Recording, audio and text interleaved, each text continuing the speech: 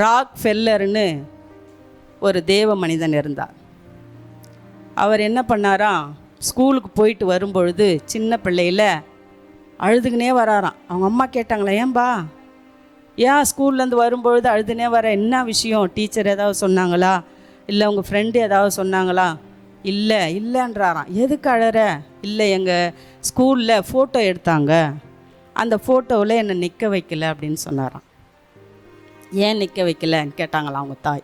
நான் கிழிஞ்ச சட்டை போட்டிருக்கிறதுனால என்னை நாங்கள் நிற்க வைக்கல, ஏன்னா ஃபோட்டோவில் கிழிஞ்ச சட்டை விழுந்தால் ஸ்கூலுக்கு அது கேவலமாக இருக்கும், ஸ்கூலில் என்ன கிழிஞ்ச சட்டை போட்ட ஒரு ஸ்டூடெண்ட்டை நீங்கள் வச்சுருக்கிறீங்களேன்னு அது மரியாதை குறைச்சலாக இருக்கும்னு என்னை ஒதுக்கிட்டாங்க, என்னை ஃபோட்டோவிலே நிற்க வைக்கல அப்படின்னு சொல்லிட்டு ஒரே அவங்க அம்மா கட்டி பிடிச்சி அவங்கள அழுதாங்களாம். கொடுமை, வறுமை.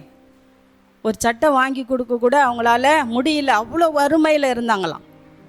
அதை அவர் மனசுலேயே வச்சுக்கினாராம் அந்த ராக் ஃபெல்லர்.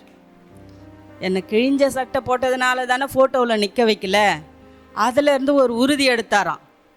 கடினமாக உழைச்சாராம். கடினமாக உழைச்சி கொஞ்சமாக அவர் மேலே வந்தார், உயர்வை கண்டார். அவர் பணக்கார லிஸ்ட்டில் வந்துட்டாராம் பாருங்க. ஏன்னு சொன்னால் அந்த ஒரு காரியம் அவருடைய மனதை பாதித்தது.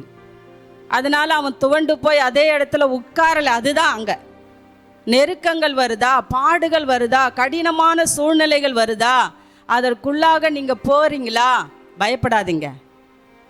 கர்த்தர் உங்களை வைரமாக மின்ன பண்ணுவார். கர்த்தர் உங்களை ராக் ஃபெல்லரை போல ஒரு பணக்கார லிஸ்ட்டில் கொண்டு வருவார். அல்லேலூயா. கரங்களை தட்டி தேவ நாமத்தை மகிமைப்படுத்தும்.